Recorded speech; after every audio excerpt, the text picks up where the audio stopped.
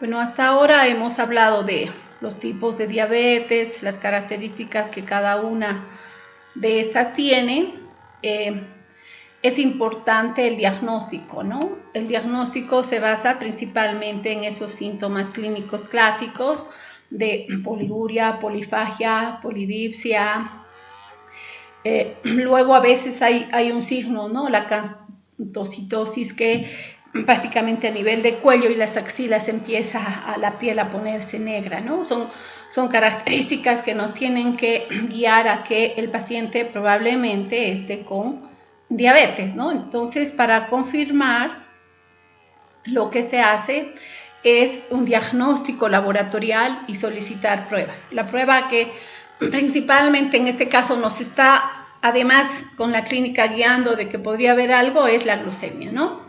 Esta prueba en ayunas es una de las que más se utiliza y la que prácticamente guía al médico para que pueda indicar de que el paciente, además de los síntomas, está con diabetes. En el caso de que tengamos glucemias entre 100, 125 o inclusive menor a 200, porque se dice que la glucemia mayor a 200 directamente y con los síntomas clínicos sin hacer más nada, ya indicamos que es diabetes. En cambio, en aquellas personas que están con una prediabetes, la prueba que se hace ahí es la prueba de tolerancia a la glucosa, o también se puede realizar la glucosa postprandial.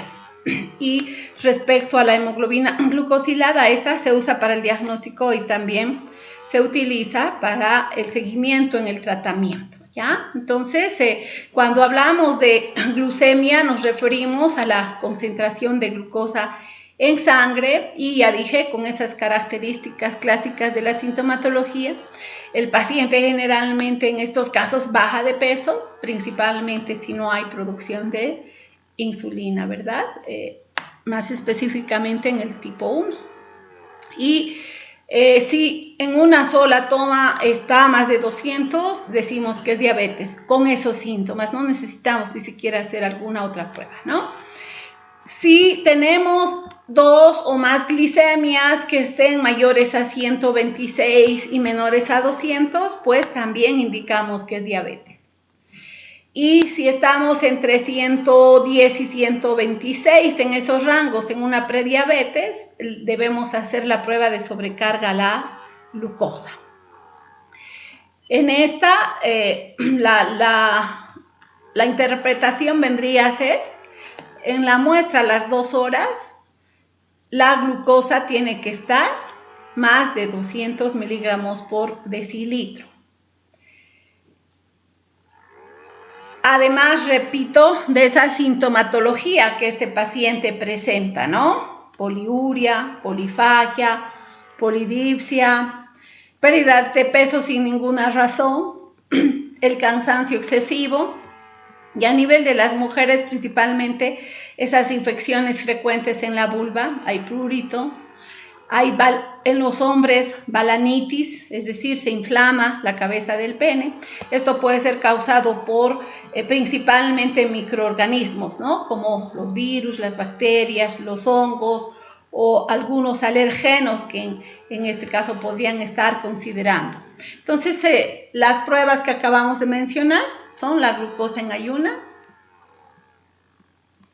la prueba de tolerancia a la glucosa y la hemoglobina glucosilada. Como vemos acá en el gráfico, en relación a la glucosa en ayunas, la persona está saludable si este valor es menor a 100 miligramos por decilitro. Inclusive la Organización Mundial de la Salud ya nos indica 95 miligramos por decilitro. Si estos valores están entre 100 a 126, tenemos que hacer otro tipo de pruebas para el diagnóstico.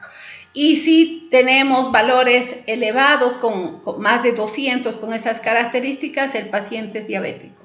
En relación a la prueba de tolerancia a la glucosa, es saludable cuando a las 2 horas este valor está menor a 140 miligramos por decilitro. Si está entre 140 y 200, ese paciente está haciendo tolerancia a la glucosa. Y si es más de 200, decimos que ese paciente está con diabetes.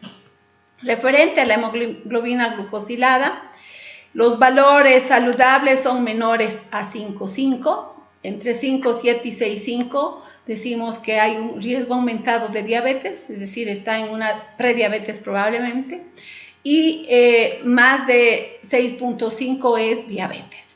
Esta prueba, aparte de utilizarse para el diagnóstico, también se usa para el seguimiento al paciente, porque no olvidemos la hemoglobina donde se encuentra en los eritrocitos, y estos tienen una vida de 3 meses. Entonces nosotros podemos hacer el seguimiento en ese paciente de subidas de glucosa durante ese tiempo, ¿no? Principalmente para ver si el paciente está haciendo un buen tratamiento y obedece con todo lo que uno le ha indicado respecto al tratamiento farmacológico, el tener una dieta saludable, el hacer ejercicios, ¿no?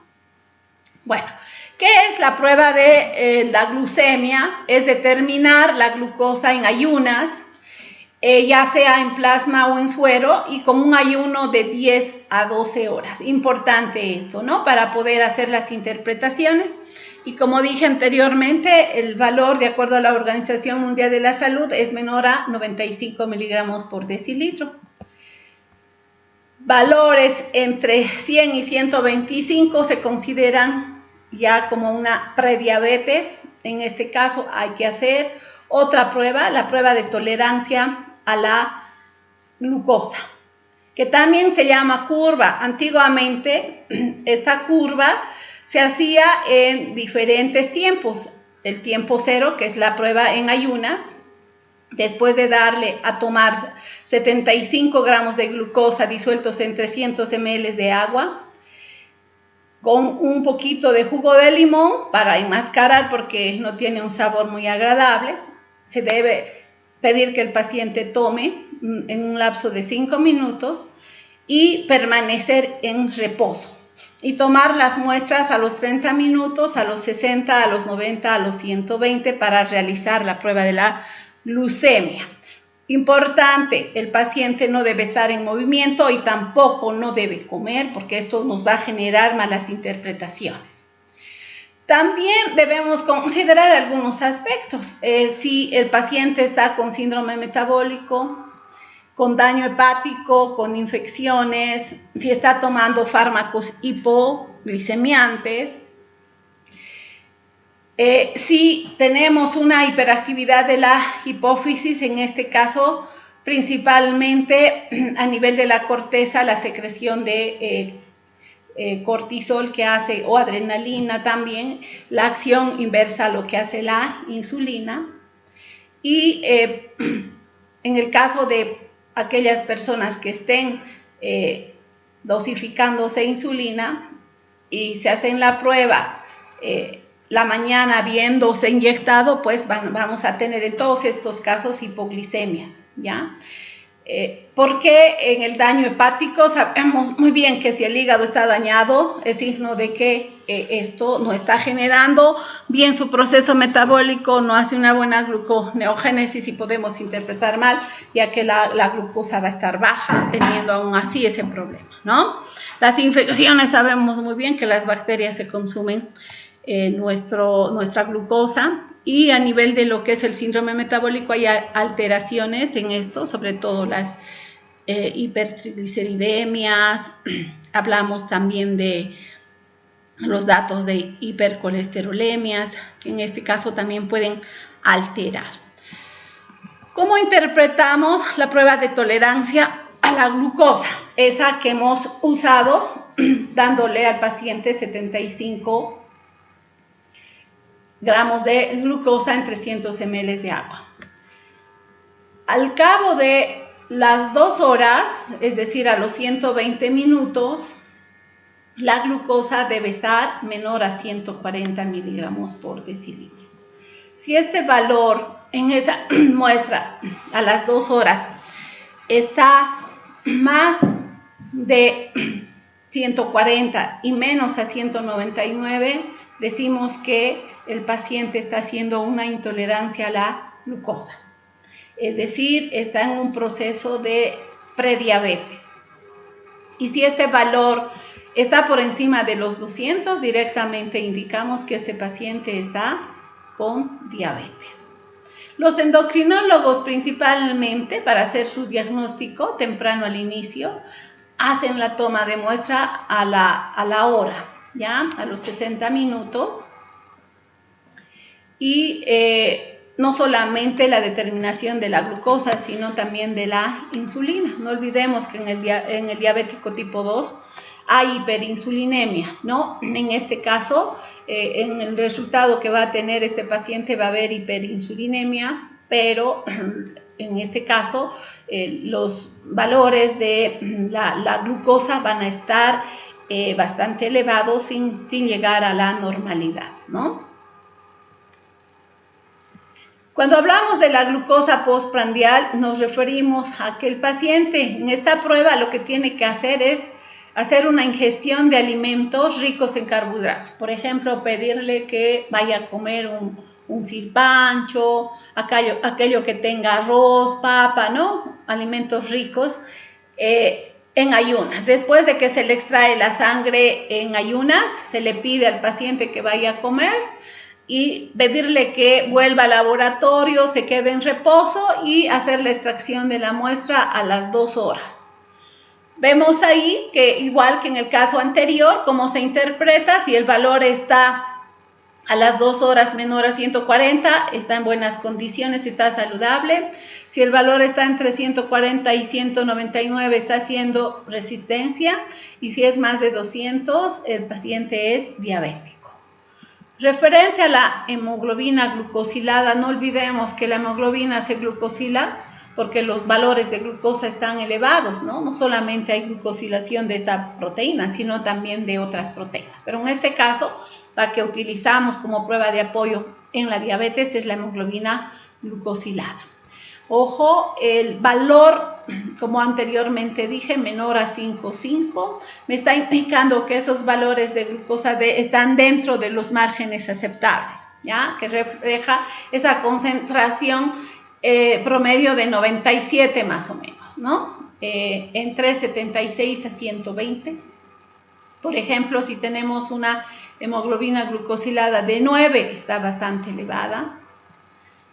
Y eso refleja que la glucosa podría estar entre 170 a 249, en valores bastante altos, ¿ya? Entonces, aparte de estas pruebas, es importante también determinar la microalbuminuria, porque vamos a ver que ahí la albúmina en estos pacientes se elimina en la orina. También es importante hacer las pruebas de perfil lipídico, es decir, triglicéridos, colesterol, HDL colesterol, LDL colesterol, valorar la función tiroidea y sobre todo en este caso también ver las pruebas para ver si hay alguna cardiopatía isquémica, ¿no? Porque no olvidemos que en los pacientes diabéticos vamos a tener una serie de daños, ¿no? A nivel de diferentes tejidos, inclusive las pruebas renales, pruebas hepáticas debemos considerar. Bueno, ¿por qué hacerle control a ese paciente continuamente? De principio, inclusive hasta generar de que nosotros podamos estabilizar con el tratamiento que se está realizando, pues la prueba que debe seguirse en esas situaciones y en forma continua, en algunos casos a la semana, 2 semanas, dependiendo del caso, es la prueba de la glucemia, ¿ya? Entonces, si este valor está menor a 100 después del tratamiento que estamos siguiendo, estamos haciendo un buen tratamiento. Si este valor está menor a 140, el tratamiento está regular, y si está más de 140, el tratamiento está malo. De igual manera, en la prueba postprandial, si está menor a 140, pues el tratamiento está bueno. Si es menor a 180, el tratamiento está regular, y si es mucho más de 180, pues estamos haciendo un tratamiento malo. De igual manera con la hemoglobina glucosilada, decimos que estamos en buenas condiciones cuando el valor está menor a 6,5. Si está entre 6,5 y 7,5 es regular, y si está más de 7,5 el tratamiento está malo. Y no olvidemos de medir la presión arterial, hacer las pruebas, como ya dije, del perfil lipídico, triglicéridos, colesterol, y pues si nuestro paciente está en buenas condiciones, el colesterol va a estar menor a 200 miligramos por decilitro, la LDL colesterol menor a 120, la HDL depende de la edad, si es varón mayor a 40, si es mujer mayor a 50, los triglicéridos menores a 150 y la presión arterial debe estar, si es en estado bueno, menor a 130, ¿no? A pesar que con la edad también la presión arterial puede incrementar un poco. Referente al tratamiento que se hace en la diabetes, hay tratamiento farmacológico y no farmacológico, es importante.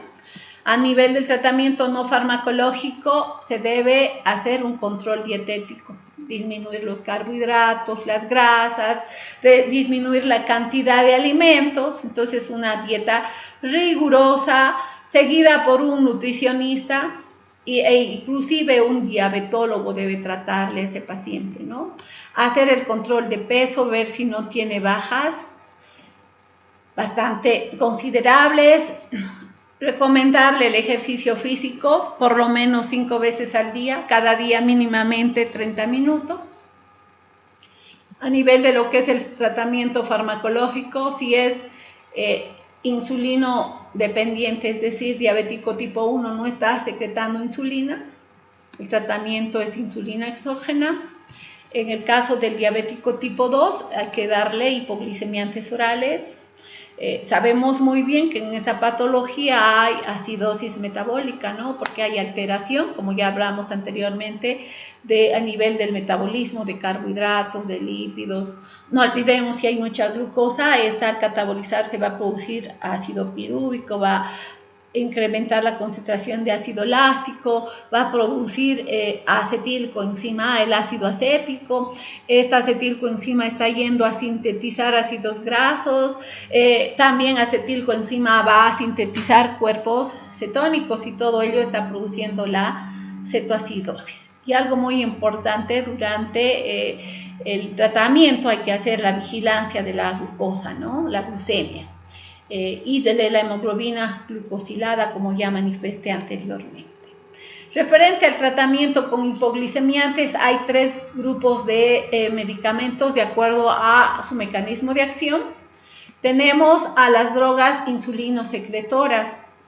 Estas drogas en realidad actúan, como anteriormente explicamos, el ATP lo que hace es bloquear los canales de potasio, por ejemplo, generando de esta manera un bloqueo y la salida de potasio, la despolarización de la membrana, el ingreso de calcio, y esto va a estimular la exocitosis de insulina. En ese grupo están las sulfonilurias y las meglitinidas. Tenemos otro grupo de drogas sensibilizadoras, insulinosensibilizadoras. Sobre todo, en este caso, estas drogas son agonistas de los receptores, en sus funciones van a mejorar la respuesta a nivel de los receptores. Y estamos hablando de las biguanidas y las tiazolamidonas. Y tenemos otro grupo de drogas que inhiben la absorción intestinal. Es decir, sabemos muy bien que la glucosa se genera principalmente por la degradación de, en este caso, almidones, ¿no? Y el tratamiento con estas drogas va a ser inhibir a esas alfa-glucosidasas, como es la amilasa, por ejemplo, ¿no? Y las otras glucosidasas, que en este caso son las disacaridasas. Y en ese grupo está la ascorbasa y el militol, drogas que al evitar la degradación de estas moléculas van a evitar la absorción de los monosacáridos a nivel intestinal. Entonces, vamos a ver, dependiendo de la situación del paciente, se escoge el tratamiento, ¿no? Si queremos incrementar la secreción de insulina porque no hay buena producción y el valor de esta está baja, pues a nivel de páncreas las drogas que vamos a utilizar para mejorar esa secreción van a ser, como ya dije anteriormente, las sulfonilurias y las meglitinidas.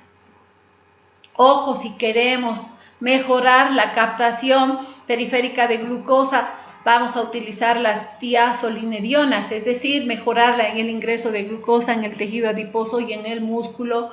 Principalmente estas drogas lo que hacen es a nivel genético estimular la expresión de los GLUT4 y también de los receptores, ¿no? Y las biguanidas son aquellas drogas que principalmente se utilizan cuando hay un desequilibrio a nivel de la gluconeogénesis, es decir, una mayor producción de glucosa a nivel hepático. Y como ya mencioné anteriormente, también podemos bloquear la entrada de glucosa a través de los inhibidores de las alfa-glucosidasas.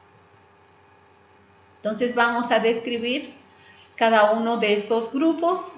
El grupo de las sulfonilúreas son secretagogos de insulina, porque hace rato ya dije que hacen estas, bloquean los canales de potasio dependientes de ATP.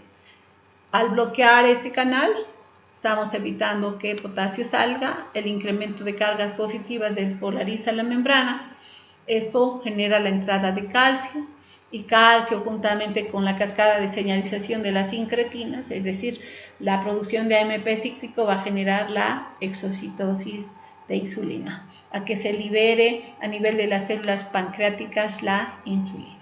Y eso hacen este grupo de drogas, las sulfonilúreas.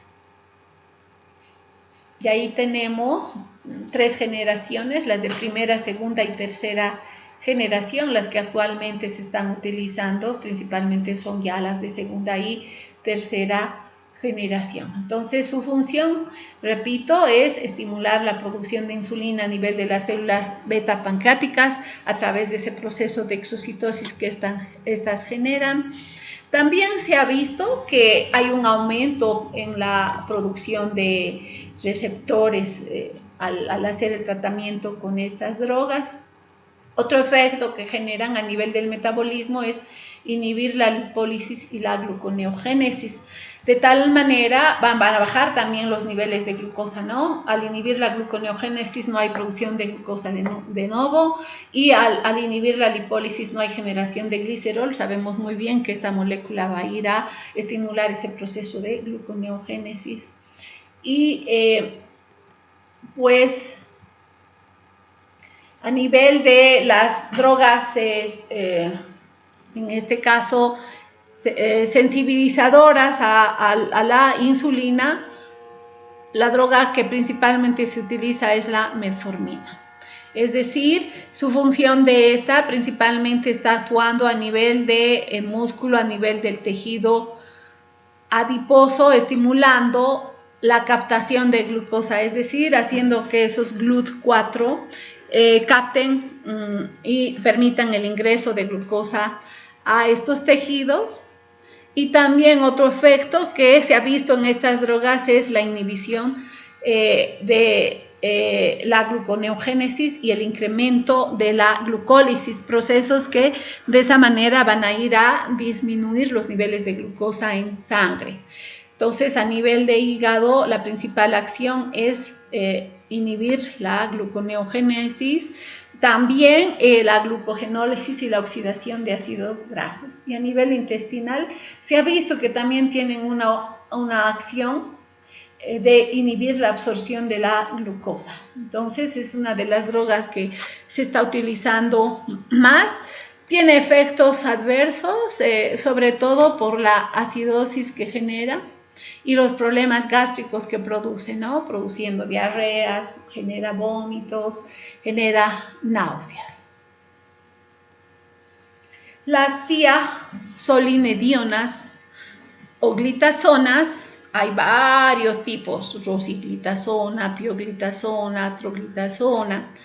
Su mecanismo de acción de estas es a nivel genético, estimular en este caso al receptor activado por el proliferador de peroxisomas, el PPAR, que en este caso va en realidad controlar la transcripción a nivel genética. Y en este mecanismo activa al gen RXR, que este gen lo que hace es estimular la transcripción, la expresión de ese gen, que en este caso está implicado en la producción del receptor y también estimular el gen que produce esa proteína GLUT4. Entonces, a nivel genético, lo que están haciendo estas drogas es estimular a esos genes que codifican a estas dos proteínas, la proteína receptora de la insulina y el GLUT4. Y de esa manera sabemos muy bien que si producimos más receptor, la acción de la insulina va a mejorar. Si exocitamos GLUT4 a nivel de tejido adiposo y músculo, de esa manera estamos bajando los niveles de glucosa en sangre. ¿Ya?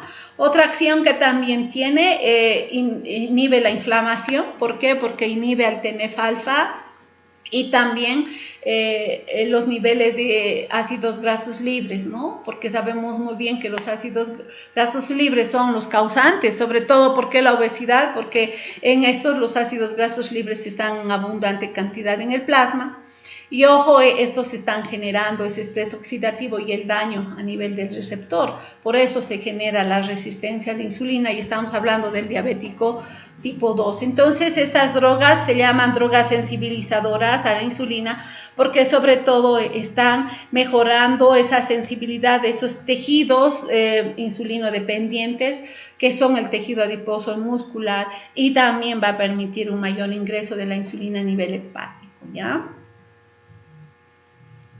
Entonces, en resumen, estas drogas están actuando principalmente sobre el tejido adiposo, estimulando a los GLUT4, el ingreso de glucosa a nivel de músculo de igual manera, estimulando el ingreso de glucosa mediante los GLUT4, y nivel de hígado, estimulando el ingreso de glucosa, pero disminuyendo el proceso de gluconeogénesis.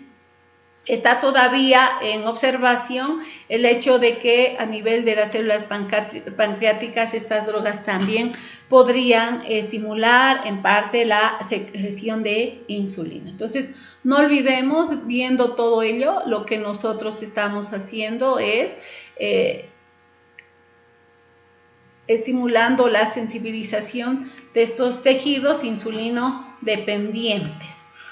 Si el adipocito capta más glucosa, estamos evitando que en este caso inclusive salgan los ácidos grasos libres al plasma, ¿no? Es decir, estamos evitando la lipólisis.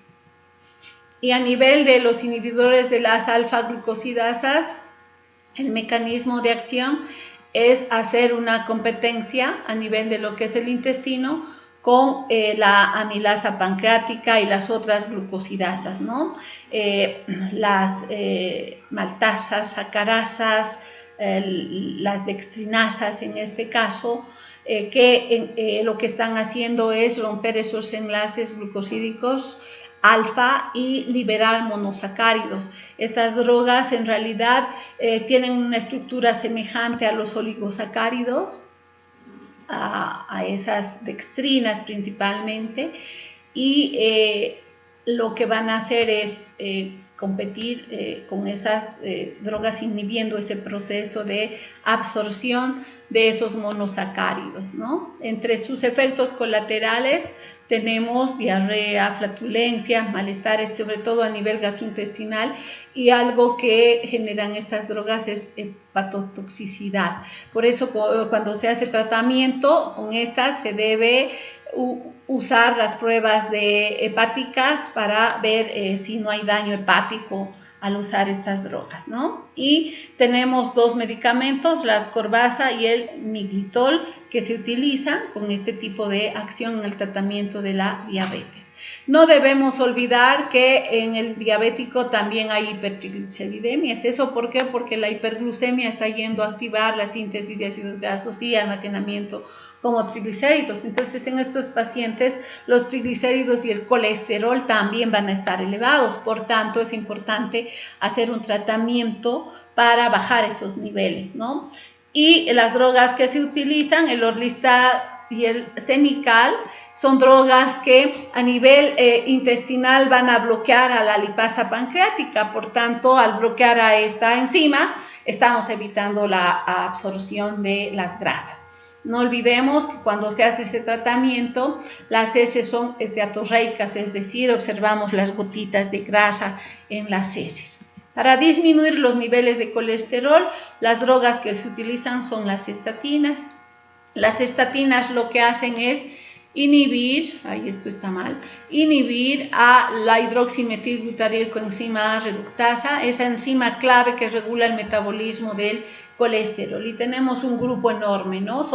En realidad estas drogas tienen una estructura semejante al mevalonato y van a competir con inhibiendo de esa manera a esta enzima. Tenemos la fluvastatina, atorvastatina, pravastatina, simvastatina, lovastatina, etc. Nos damos cuenta por esa nominación y terminación en estatina, ¿no? Podemos también a nivel intestinal evitar la absorción del colesterol a través de esta droga, el ezetimibe, inhibe a la colesterol estearasa, esa enzima que a nivel intestinal desesterifica el colesterol esterificado para que pueda internalizarse en los kilomicrones.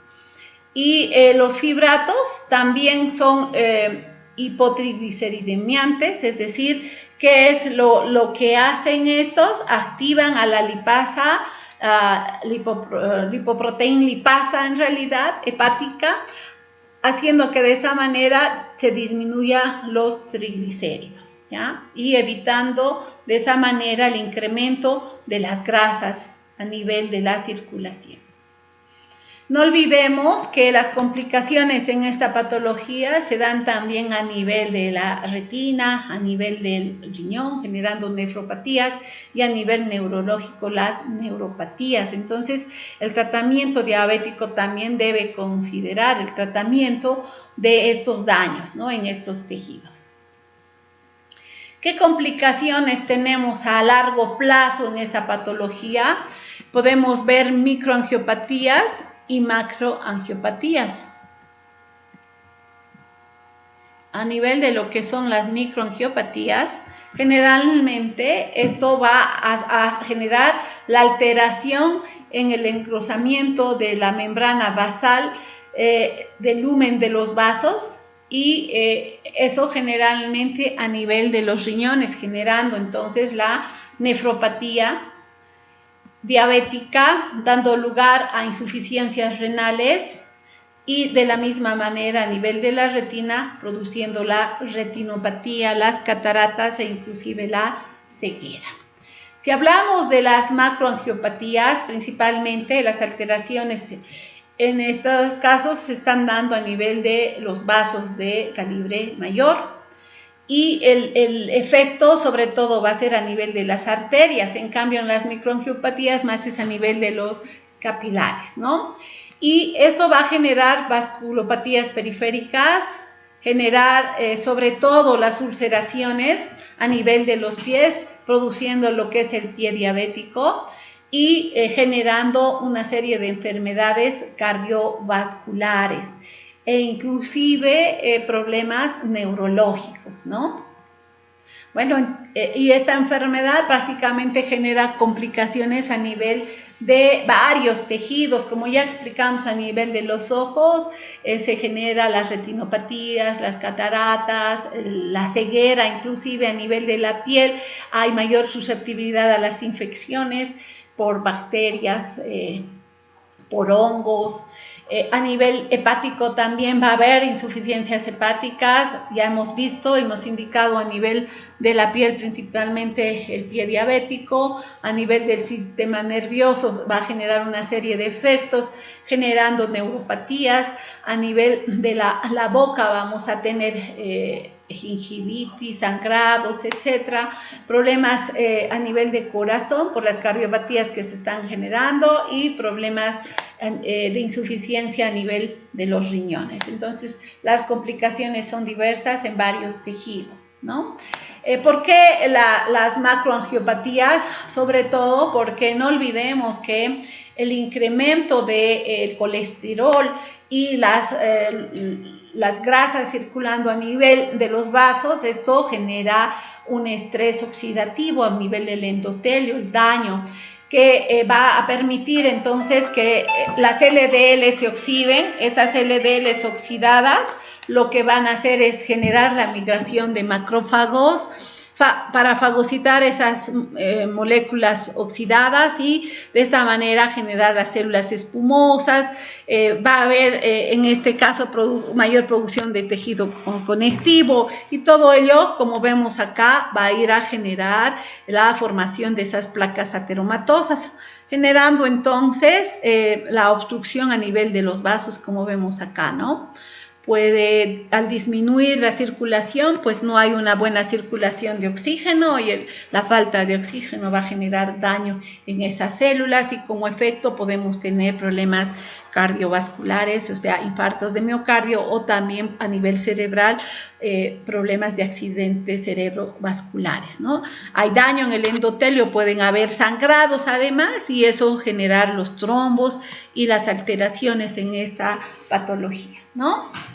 ¿Qué complicaciones agudas genera la diabetes?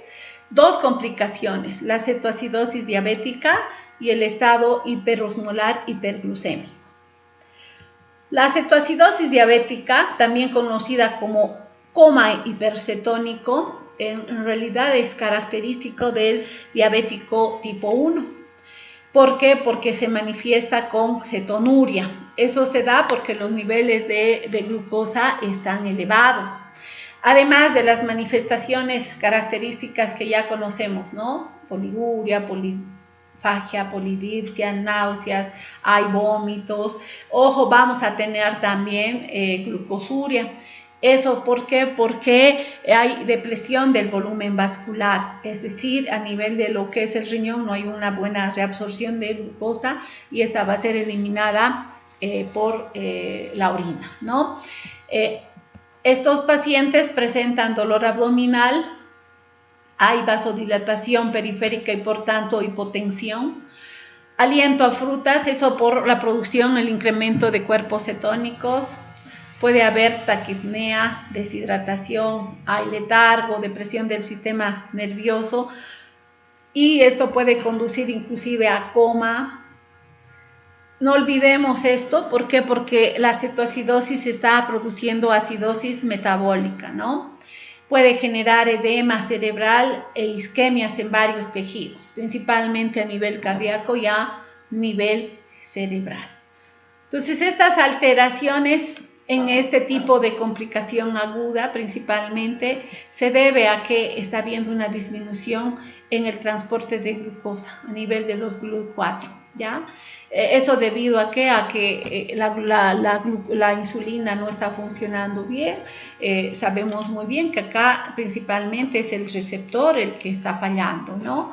Y las hiperglucemias como manifestación a nivel de orina van a generar glucosuria. Es por eso que los diabéticos generalmente hacen un control con las tiritas de orina para ver cómo están sus cuerpos cetónicos, si están incrementados, eso es signo de un mal pronóstico, ¿no? No olvidemos, entonces, hay cetonuria, cetonemia. Cuando decimos cetonemia, nos referimos a que los cuerpos cetónicos en la circulación están elevados y cuando indicamos cetonuria, los cuerpos cetónicos se incrementan en orina, ¿ya? Cuerpos cetónicos son ácidos, todo este proceso metabólico, repito, está generando acidosis metabólica, ¿ya? Entonces, la deficiencia de insulina, sabemos muy bien, en el de tipo 1 es casi absoluta y esto va a ir a generar las hiperglucemias. El incremento de glucosa como efecto va a producir una mayor hiperosmolaridad plasmática, generar además una mayor diuresis osmótica y esto va a producir la eliminación de glucosa en la orina. Además, todo ello, ¿por qué? Porque los niveles de glucosa están bastante altos y sobrepasa el umbral renal que es 180 miligramos por decilitro. Entonces, esos efectos, al generar una mayor diuresis osmótica, estamos generando deshidratación, por tanto, una depresión del volumen intravascular. Y algo muy importante, también hay una pérdida de electrolitos, ¿ya? A través de la orina. a nivel metabólico, que es aparte de la hiperglucemia que se está generando, hay lipólisis. ¿Por qué? Porque la insulina no está actuando como tiene que ser. Y eso va a estimular a que se genere glicerol y ácidos grasos libres. Esos ácidos grasos libres, sabemos muy bien a través de la beta-oxidación que están generando acetilcoenzima A. Y esto va a ir a producir los cuerpos cetónicos, produciendo cetonemia y cetonuria. No olvidemos que este incremento de cuerpos cetónicos está generando la acidosis metabólica, ¿ya? El glicerol, sabemos muy bien que a nivel hepático lo que hace es estimular la gluconeogénesis. Además, a nivel de músculo, la deficiencia de insulina está generando una mayor degradación de proteínas, degradación de aminoácidos y bueno, y estos van a generar intermediarios, ¿no?, del ciclo de Krebs, estimulando el proceso gluconeogénico. Y efectos, no olvidemos entonces, efectos que van a incrementar los niveles de glucosa, ¿no? Entonces, es todo ese mecanismo metabólico que está generando la hiperglucemia por defecto de la insulina. ¿Y cómo se forman los cuerpos cetónicos? Para recordar, pues a partir de los ácidos grasos, cuando hay una beta-oxidación elevada, hay un incremento de acetilcoenzima A y esta sería la molécula precursora de la formación de cuerpos cetónicos. No olvidemos que acetilcoenzima A ingresa a producir energía al ciclo de Krebs, pero cuando se degrada en elevadas concentraciones, esta va a ir a producir cuerpos cetónicos. La condensación de dos moléculas de acetilcoenzima A genera cetoacetato. Acetoacetato por descarboxilación genera acetona. Por eso el olor a frutas, el olor a manzanas que nosotros sentimos en la respiración. ¿Ya? Entonces, no olvidemos, todo este fenómeno se debe principalmente a un catabolismo elevado de los ácidos grasos. ¿Por qué? Porque la hiperglucemia está yendo a activar, en este caso, además, la concentración de acetilcoenzima. Ojo, también el acetoacetato puede transformarse en beta-hidroxibutirato por un proceso reductivo a través de la enzima beta-hidroxibutirato deshidrogenasa. De esa manera, el incremento de estas moléculas ácidas, que es el acetoacetato, el beta-hidroxibutirato y la acetona, entonces van a ir a generar esa acidosis metabólica, ¿ya? Entonces, la cetoacidosis diabética genera principalmente la deshidratación grave y con ella la pérdida de electrolitos. Va a haber insuficiencia prerrenal, se van a estimular los vómitos y se va a generar esos factores que desencadenan las cardiopatías diabéticas. Los infartos, va a haber traumatismos, va a haber infecciones y es importante en este caso el tratamiento. Darle ¿qué cosa? Insulina líquida y potasio para reponer esa pérdida de electrolitos, ¿no? Y referente al coma hiperosmolar no cetónico hiperglucémico, no olvidemos que la cascada en este tipo de pacientes diabéticos, estoy hablando de esa complicación principalmente es de los diabéticos tipo 2, el defecto está a qué nivel, a nivel de los receptores de insulina.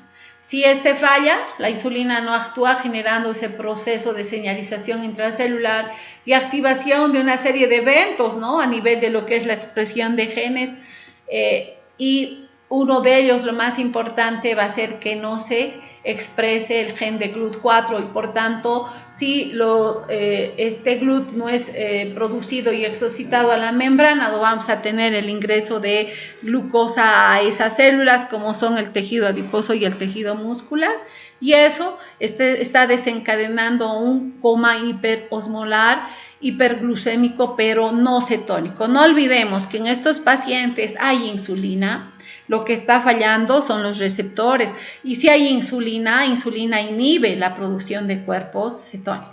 Puede haber producción de cuerpos cetónicos en el diabético tipo 2, pero es en menor escala, es baja la producción, ¿ya? Las manifestaciones clínicas, entonces, en este problema de coma hiperosmolar agudo, se deben a que ese déficit de insulina y sobre todo al que no actúe en los receptores esté generando una hiperglucemia extrema. En este caso, la glucosa va a estar más de 1000 miligramos por decilitro. Pacientes, hay gente que está con esos datos y no está en coma, porque generalmente la mayoría entran en coma, pero se ve pacientes con 1200 de glucosa caminando, claro, un poco desorientados, etcétera, pero hay situaciones de ese tipo, ¿no? Pueden resistir. Sabemos muy bien, como anteriormente hemos indicado, la hiperglucemia extrema que está generando hiperosmolaridad, ¿ya? Por tanto, hay desorientación. ¿Por qué? Porque hay una diuresis osmótica elevada, ¿no es cierto? Además, glucosuria. Eso está disminuyendo el volumen intravascular, es decir, que está generando hipovolemia.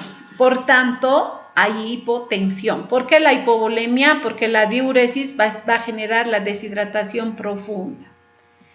¿Qué estamos perdiendo ahí? Agua y electrolitos. Entonces, la manifestación característica en estos pacientes va a ser la poliuria, la pérdida de peso, sobre todo cuando no hay aporte de líquidos, ¿no? Esa diuresis osmótica va a ir a generar trastornos a nivel mental y como manifestaciones letargia, confusión, coma. Ojo, a nivel de cerebro se van a generar los accidentes cerebrovasculares.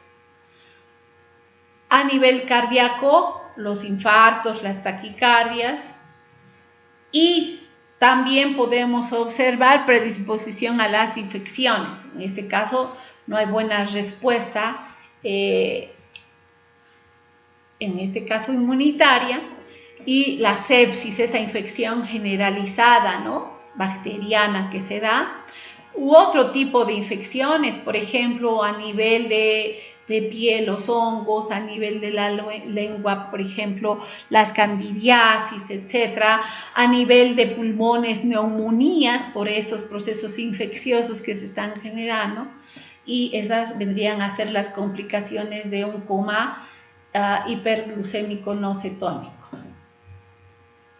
Entonces, esa deficiencia de la insulina, ¿qué es lo que está desequilibrando? A que exista un incremento de las hormonas contrarreguladoras. Cuando digo hormonas contrarreguladoras me refiero al glucagón, a la adrenalina, a la hormona de crecimiento, al cortisol.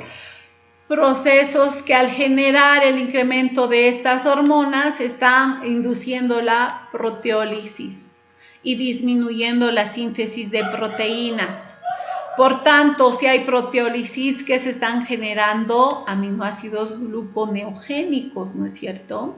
Y eso que va a estimular la gluconeogénesis. También estos procesos, sabemos muy bien que las hormonas contrarreguladoras hacen lo contrario de lo que hace la insulina, que está estimulando la degradación del glucógeno, la glucogenólisis, y disminuye la utilización de glucosa porque la hormona de crecimiento está generando ese efecto por las células, y por tanto, pues estos fenómenos lo que van a ir a hacer es incrementar los niveles de glucosa en sangre, ¿no?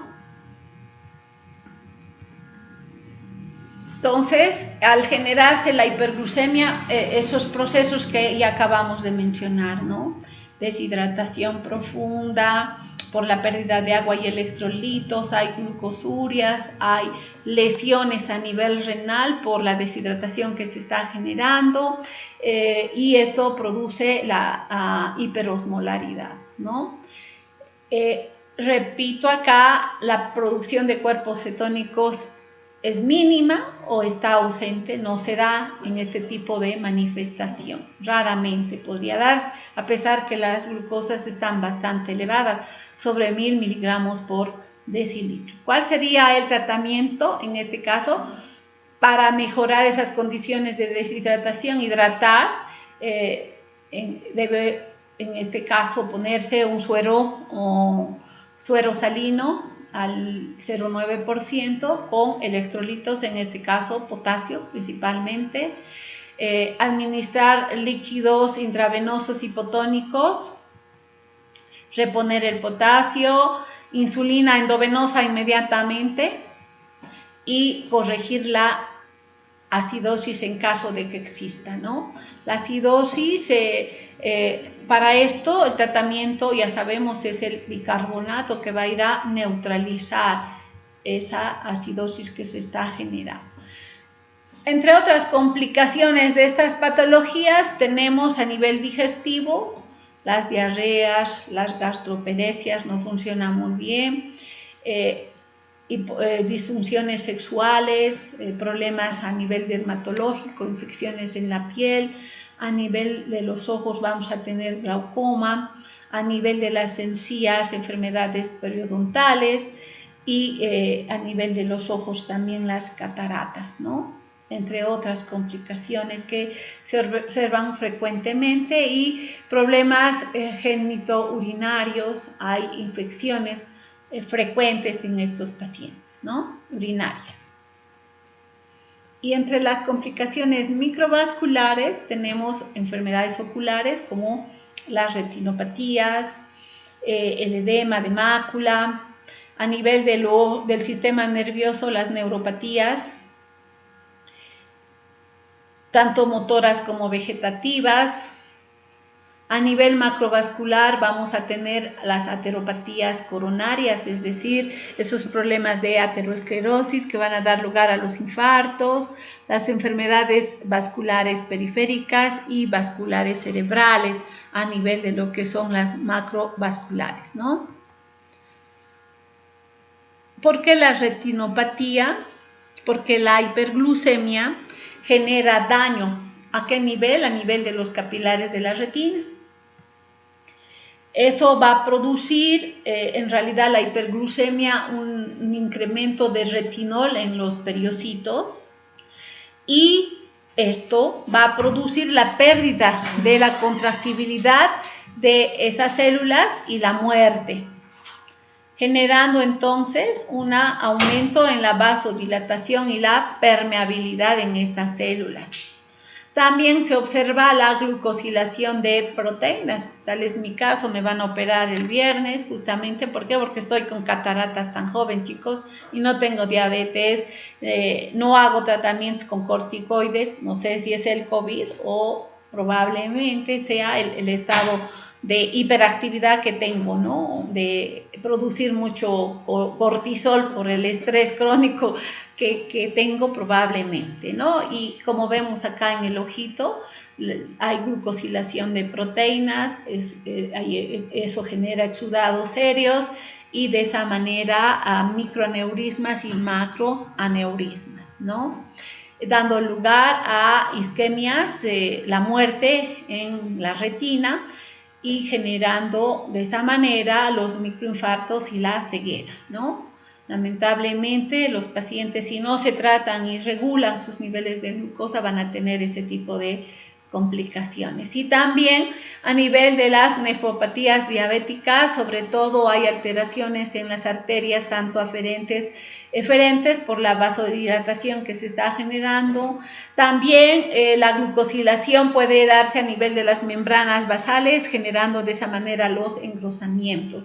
Y algo característico es las microalbuminemias y las macroalbuminemias. Decimos micro porque estos niveles de albúmina en orina están entre 20 a 200 miligramos por decilitro.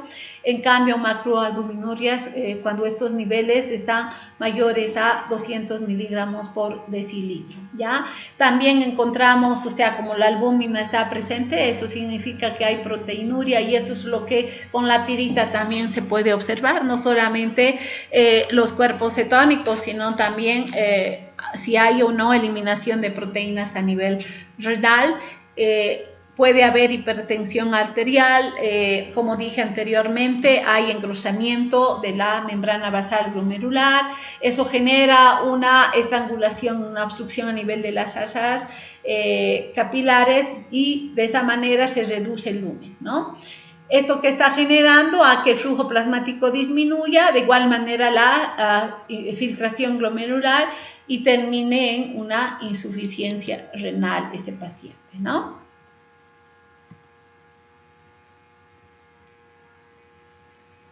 ¿Qué pasa a nivel de las neuropatías? ¿Por qué las lesiones a nivel de las células nerviosas? Porque sobre todo va a haber alteración a nivel de la mielina. Por tanto, la irrigación a nivel nervioso se va a perder, y eso va a generar una pérdida en la sensibilidad nerviosa, ¿ya? La hiperglucemia, entonces, de igual manera que en los ojitos, aquí se está incrementando el sorbitol porque hay una mayor actividad de la aldolasa reductasa. ¿Eso por qué? Por el incremento de la glucosa. Ya va a haber depresión del mioinositol, y eso va a ir a generar efectos de disminuir el óxido nítrico, ese segundo mensajero neurotransmisor que actúa a nivel del sistema nervioso. Disminuye la acción de la proteína quinasa C, de ese diacilglicerol, ese segundo mensajero, y también disminuye, en este caso, los transportadores de sodio-potasio ATPasa. Todas esas alteraciones, sobre todo a nivel de lo que son los transportadores de sodio-potasio ATPasa, no olvidemos que estos juegan el rol importante en la transmisión nerviosa, van a ir a generar edema axonal y compresión a nivel de los nervios, porque el acúmulo de agua, ¿no?, va a generar la compresión a nivel de los nervios, y de esa manera esto va a ir a producir obstrucción por esos problemas de engrosamiento que se está generando a nivel de las membranas basales, y la aterosclerosis que se está generando por las hiperglicemias, ¿no? También hay disminuciones, por tanto, a nivel de la conducción nerviosa, porque no están funcionando muy bien esos transportadores de sodio-potasio ATPasa. A nivel de la mielina va a haber glucosilaciones, y eso va a activar a los macrófagos. También va a dar lugar a la desmineralización y el daño en los axones, ¿no? Entonces, esos son los mecanismos por los cuales se generan esas neuropatías.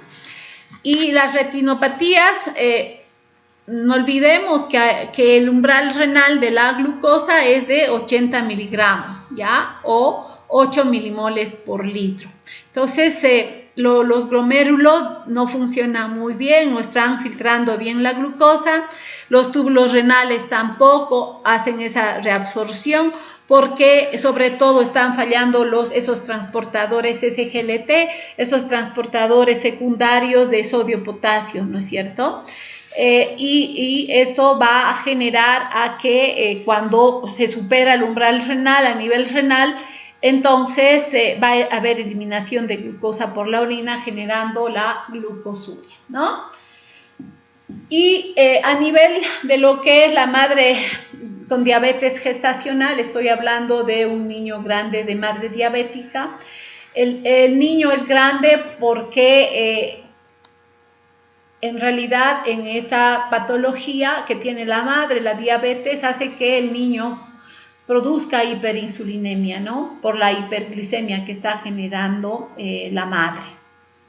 Entonces, esa hiperinsulinemia en el niño está estimulando a que este niño genere mayor síntesis de proteínas, produzca mayor producción de tejido graso y pues también a nivel de lo que es genético está estimulando, ¿no? En este caso, la hormona de crecimiento dependiente de insulina, y esto va a ir a activar la actividad de la hormona de crecimiento. Entonces, este niño es grande, tiene bastante tejido vaniculoso, tiene bastante masa muscular y el peso va a ser mayor a 4 kilos 300, ¿no? Y normalmente entonces a nivel de lo que es el laboratorio, cuando este niño nace con hipoglicemias, precisamente porque al salir de la madre ese niño ya no está frente a esas hiperglucemias, pero sí está con hiperinsulinemia.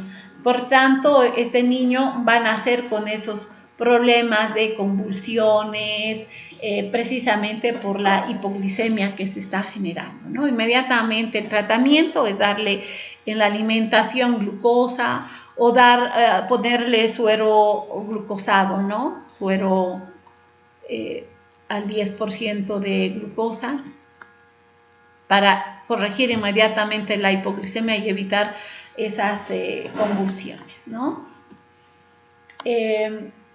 Vemos ahí, este niño tiene prácticamente el tejido vaniculoso bastante acumulado. Estos pliegues, si nosotros observamos cutáneos, vemos ahí, ¿no? Gruesos, redundantes.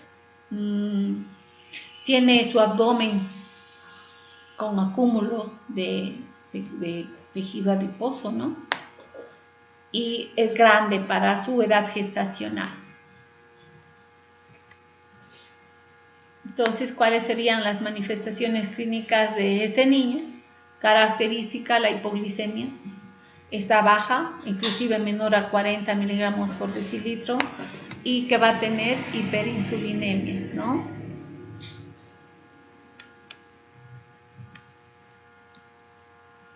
Que va a disminuir las hormonas contrarreguladoras, en este caso el glucagón, también las catecolaminas, por tanto va a haber letargia, hipotonía, cianosis, dificultades respiratorias, temblores, convulsiones. Hay hipocalcemia, baja el calcio. ¿Por qué? Porque se ve que hay hipoparatiroidismo y también baja el magnesio, ¿no? Por tal motivo. Ojo, tiene la enfermedad de la membrana hialina, no produce el agente surfactante, ¿no? El dipalmitoil-lecitina, que en este caso tiene la función de evitar el colapso pulmonar, ¿no? Hay policitemias, es decir, incremento en la producción de glóbulos rojos por la eritropoiesis mayor que se genera. También puede haber hiperbilirubidemias. ¿Por qué? Por la eritropoiesis más frecuente o más fuerte que se da en el organismo. Puede haber miocardiopatías, sobre todo porque hay engrosamiento a nivel de los tabiques, ¿no? Generando de esa manera problemas cardiovasculares, ¿no? Va a haber malformaciones también, sobre todo cardiopatías, problemas a nivel renal, a nivel genitourinario y también a nivel de los pulmones, ¿no? ¿Cuál sería el tratamiento? Ya dije anteriormente, darle bolos de glucosa o suero glucosado. En el caso de que la hipoglicemia esté acentuada, inclusive utilizar corticoides, ¿no? Prednisona en una dosis de 1 a 2 miligramos kilogramo día por vía oral. También podemos usar glucagón de 300 a 200 microgramos por kilogramo por vía intramuscular, si el caso es más grave, inclusive intravenoso. Este diazóxido es una droga que hace el efecto contrario a lo que hacían las sulfonidurias.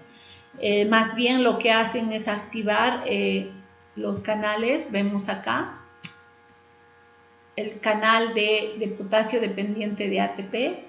Por tanto, si activamos estos canales va a haber salida de potasio, no va a haber despolarización de la membrana, no va a haber ingreso de calcio y tampoco la exocitosis de insulina, ¿no?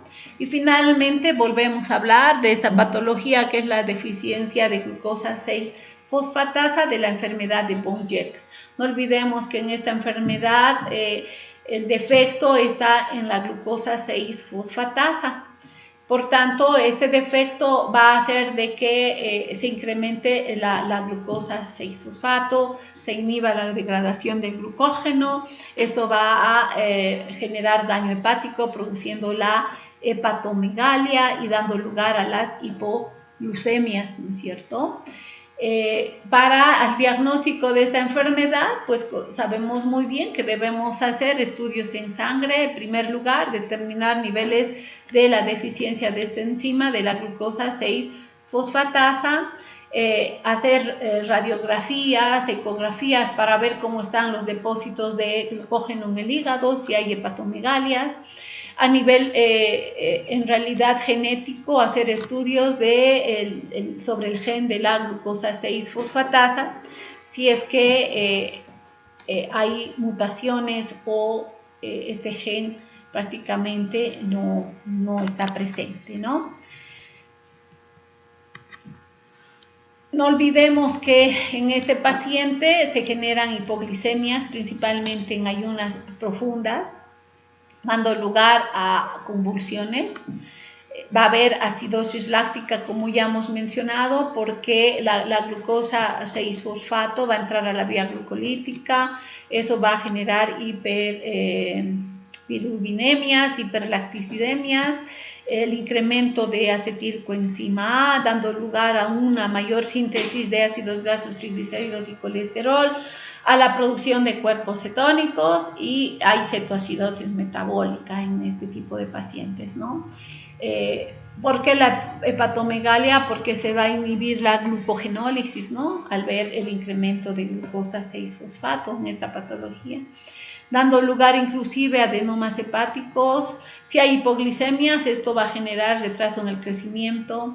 También pueden haber infecciones a nivel de lo que es el riñón, insuficiencia renal por cálculos. No olviden que en esta patología la acidosis que está generando va a retener el ácido úrico y eso va a ser la causa de la producción de cálculos renales, ¿no? No va a haber una respuesta a la adrenalina y al glucagón. Hay osteoporosis debido al desequilibrio en el calcio. Hay hipocalcemias, no olvidemos. Por la falla renal va a haber proteinuria y microalbuminuria. Acá es frecuente los santomas, esos moretones por la deficiencia de plaquetas, y por tanto también vamos a ver sangrados principalmente frecuentes, y infecciones y úlceras a nivel de la boca y el intestino, principalmente por las neutropenias, ¿no? Hay baja producción de neutrófilos.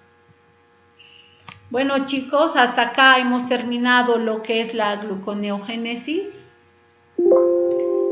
Mañana continuaremos, o mañana pasado, con el tema de metabolismo intermediario, y conmigo terminamos esta semana.